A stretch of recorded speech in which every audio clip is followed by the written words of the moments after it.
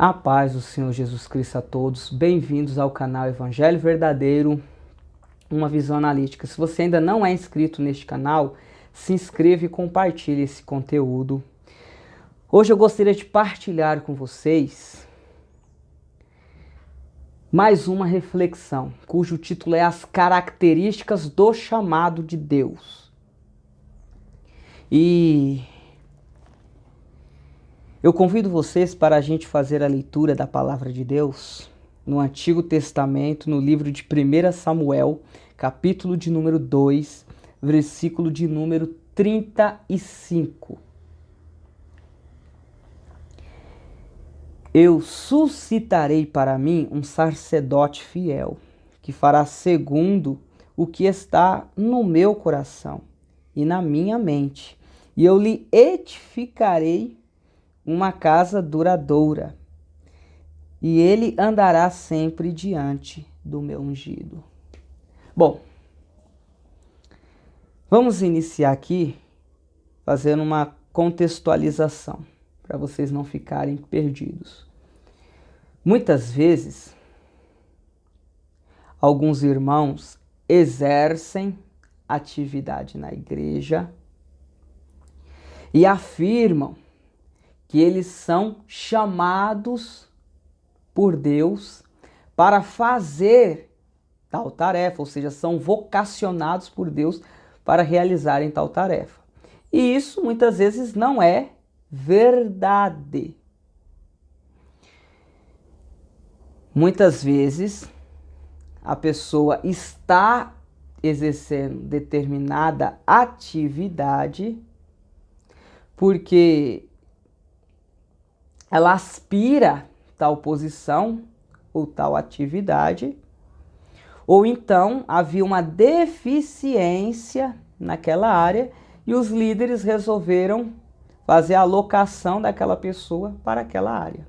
Mas não que ela tenha vocação para exercer tal atividade, ou seja, chamada por Deus para exercer tal atividade. Isso pode ser o pastorado, pessoas que são líderes de louvor, enfim, responsável por alguma área na obra de Deus. Por que eu falo isso? Porque o chamado de Deus, a pessoa que é vocacionada por Deus, tem características que demonstram, confirmam que ela é chamada ou vocacionada por Deus para fazer tal tarefa, tá certo? É lógico, existem várias características que não dá para a gente descrever nesse vídeo, porque senão ele ficaria muito longo e a gente teria que fazer séries desse vídeo. Então eu resolvi escolher uma que faz parte das principais e deve ser essencial na vida de todo chamado ou pessoa vocacionada por Deus, cuja característica está descrita nesse versículo ao qual a gente falou, ou seja, a pessoa que é vocacionada ou chamada por Deus, ela vai executar a vontade de Deus em detrimento de qualquer outra coisa. A vontade de Deus sempre na mente de um chamado ou vocacionado tem que prevalecer. Ou seja, ele vai lutar para que a vontade de Deus seja executada, estabelecida. Tá certo? Vocês estão entendendo? Coloquem aí nos comentários se vocês estão conseguindo absorver o raciocínio. Então, ou seja, a pessoa que é chamada por Deus ou vocacionada, ela ama tanto a Deus, que ela não consegue ficar sossegada se a vontade desse ser que ela tanto ama não seja estabelecida. Porque quem ama um outro ser quer que esse outro ser se realize, se satisfaça, ou seja, que a sua vontade seja cumprida. Isso faz parte do princípio do amor. Tá certo? Então, o chamado por Deus, o vocacionado por Deus, possui essas características. Ele procura cumprir toda a vontade de Deus e estabelecer toda a vontade de Deus. Está claro aqui nesse texto. Vou fazer a leitura mais uma vez. Eu suscitarei para mim um sacerdote fiel, que fará segundo o que está no meu coração e na minha mente. Então tá claro. E esse versículo, esse padrão aqui, que o versículo está descrevendo, é espelhado em dois exemplos de homens de Deus chamados que eu vou citar aqui. O primeiro é Davi. Davi é conhecido como homem segundo o coração de Deus. E o que é ser segundo o coração de Deus? Cumprir esse modelo aqui, ou seja, executar toda a vontade de Deus. Trabalhar até que a vontade de Deus seja estabelecida.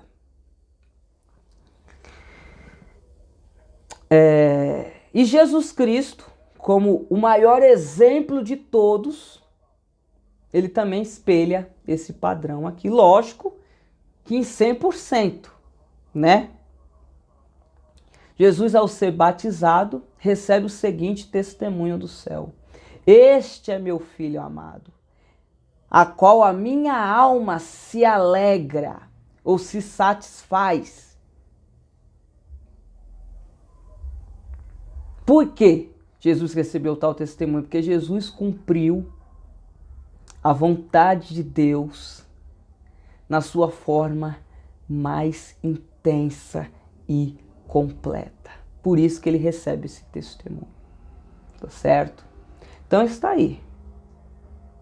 Então tem muitas pessoas que hoje exercem certas funções na igreja, certos trabalhos, mas não são vocacionadas ou chamadas. Como eu falei, ou ela está ali porque ela aspira a tal posição. Eu sempre desejei ser pastor. Chegou lá. Ou há uma deficiência e o ministério, na sua liderança, aloca essa pessoa para lá. Tá certo? Mas aquela pessoa está exercendo a função, todavia não é chamada e nem vocacionada por Deus para exercer. Tá certo? Tal função. Então vou dar um exemplo. Tem muitos pastores hoje que estão exercendo a função, mas não são chamados e nem vocacionados por Deus. Muitos talvez aleguem: não, mas isso não é possível, como? Ora, a gente não precisa ir muito longe na Bíblia. É só pegar Saul. Saul foi até chamado no início. Todavia foi rejeitado por Deus. Deus rejeitou Saul. Porque ele entrou em rebelião contra Deus. Ou seja, não queria cumprir essa principal característica que demonstra o chamado divino. E Saul, mesmo rejeitado por Deus, continuou exercendo a sua função por longos anos. E já estava rejeitado por Deus. Então, sim, muitas pessoas exercem determinadas funções na igreja e não são vocacionadas ou chamadas por Deus para isso. Bom, vocês poderiam perguntar: mas qual é o problema nisso? Existem problemas e sérios.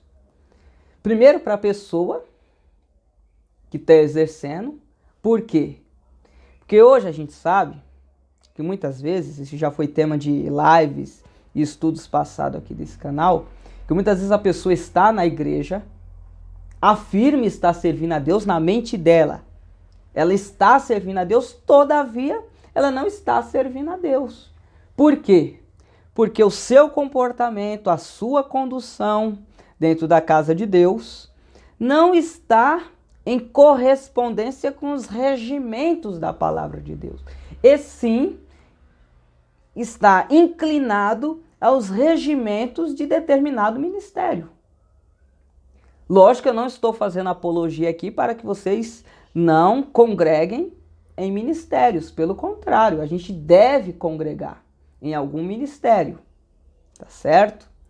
Todavia, o que eu estou aqui enfatizando é que muitas pessoas estão dentro de um ministério alegando estarem servindo a Deus, todavia o seu comportamento evidencia que elas estão seguindo mais os regimentos daquele ministério do que propriamente dito da palavra de Deus. Então, ou seja, ele está servindo mais ao ministério do que a Deus, achando que está servindo a Deus.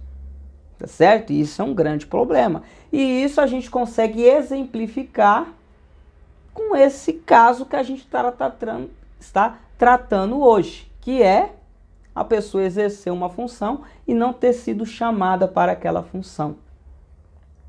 Então, ou seja, muitas vezes a realidade da terra não é a realidade do céu, tá certo? Então, muitas vezes uma pessoa é pastora aqui na terra, mas ela não é considerada um pastor lá no céu, simplesmente pelo fato de ela não estar enquadrada num perfil de um pastor bíblico, ou como Deus deseja que um pastor seja, tá certo?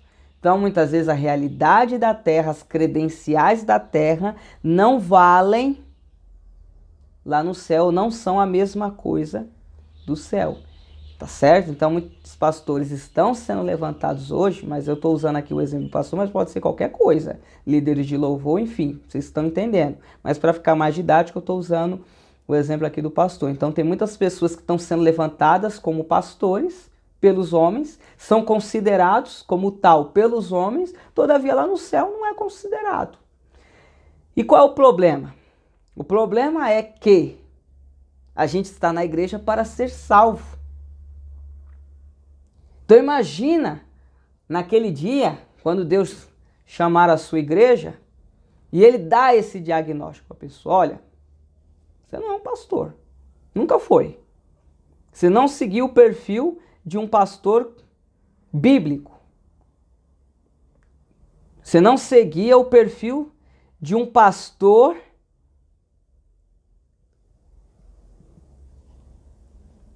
que administra a minha igreja como um dia eu estabeleci que deveria ser. E aí? Qual é o testemunho que vale? O dos homens ou o de Deus? Os homens podem chegar lá em peso e falar: não, mas no nosso ministério ele era um pastor. Ele fazia parte do corpo de pastores do nosso ministério. Mas eu falo: mas eu sou o dono da igreja. Eu sou o cabeça da igreja. Ele não é considerado um pastor para mim. Para a minha igreja ele não era um pastor. Para a igreja que eu salvei, para as minhas ovelhas, ele não exercia a função de um pastor. E aí? Já pensou? A frustração? Irmão Bruno, mas Jesus não vai fazer isso, irmãos. Então para que tem a entrega de galardão? Se Jesus não vai avaliar o nosso trabalho, simplesmente a gente acreditou nele. A gente acreditou nele e vai ser salvo? Então para quê?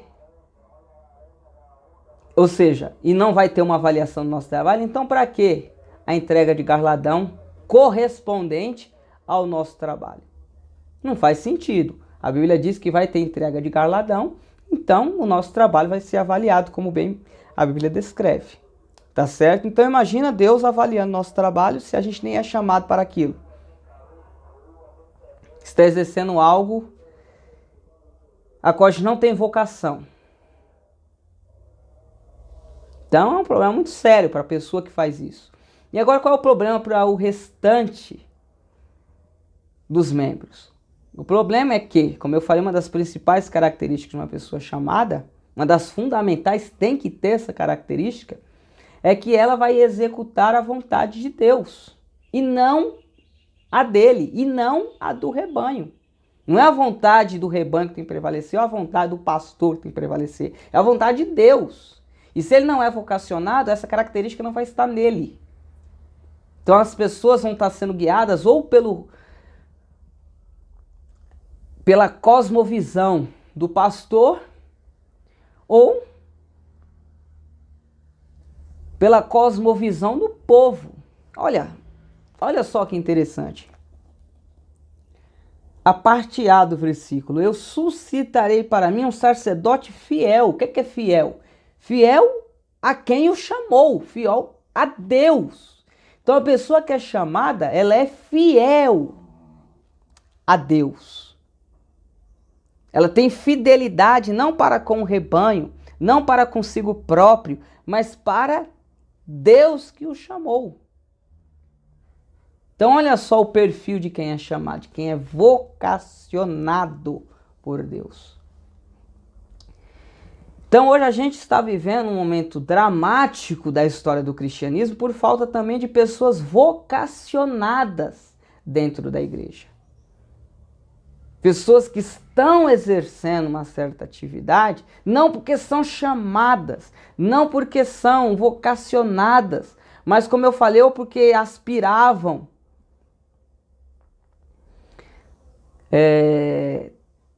tal desejo de exercer tal função, ou então por uma deficiência, ou então por motivos ainda muito mais baixos, como por motivos de autopromoção, a pessoa querer se autopromover financeiramente ou socialmente, ou seja, criar fama e etc. Por motivos ainda mais ruins ainda. Então, irmão, cabe a gente fazer aqui uma análise. Será que o que eu estou fazendo hoje, eu tenho um chamado para isso? Eu sou vocacionado para isso? Porque se você tiver, você vai colocar a vontade de Deus acima de qualquer outro compromisso. É a vontade de Deus que tem que ser estabelecida, é a vontade de Deus que tem que ser cumprida. Porque você ama a Deus acima de qualquer outra coisa. É uma segunda característica, né, do chamado de Deus ou da vocação de Deus, essa questão do amor entre o chamado e quem o chama. Mas eu não gostaria de tratar aqui nesse vídeo, é só para corroborar o que eu estou falando. Afinal, se você é chamado, você ama Deus, que foi quem te fez o convite para tal função, ou seja, te vocacionou, e você quer estabelecer a vontade desse Deus que você ama tanto. Então vocês estão entendendo que tem problemas a gente exercer uma função sem ter o chamado, sem ter a vocação? Eu não estou querendo desanimar ninguém com esse vídeo. Pelo contrário, eu estou convidando vocês a fazerem uma reflexão, porque, como eu falei, traz problemas tanto para a pessoa, que muitas vezes acha, eu sou um diácono, eu sou um evangelista, eu sou um pastor, beleza.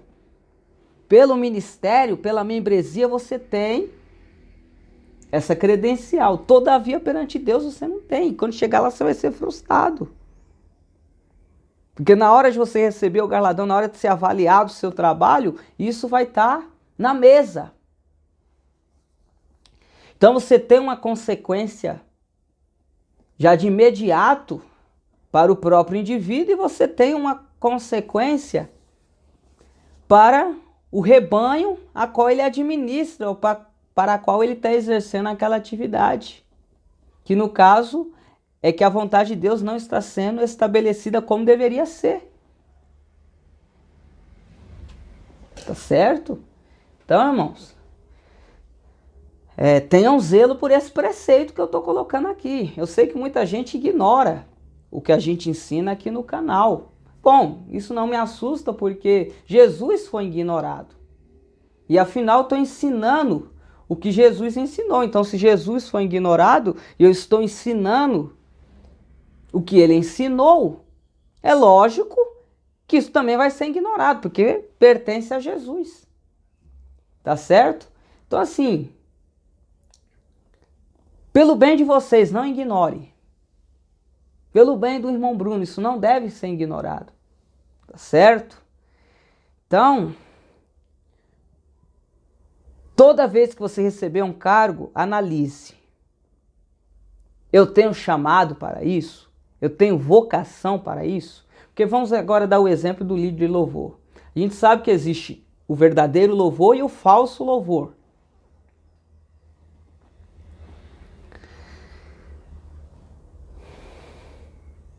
Se você não vai estabelecer a vontade de Deus, porque você não é chamado, você não é vocacionado para exercer tal função, e essa é uma das características do chamado e do vocacionado, como bem a gente descreveu aqui, você vai migrar entre o verdadeiro louvor e o falso louvor. Você vai ficar migrando entre um e entre outro, então simplesmente se inclinar para o que é o falso louvor, que é o que vende mais, é o que é mais rentável, o que é mais popular, e fica só nele. Porque o seu compromisso não é com a vontade de Deus, ou é com sua própria vontade ou com a vontade do povo, porque você não é chamado. Porque você não é vocacionado. Você está entendendo? Então, o que eu usei de exemplo para o pastor cabe a qualquer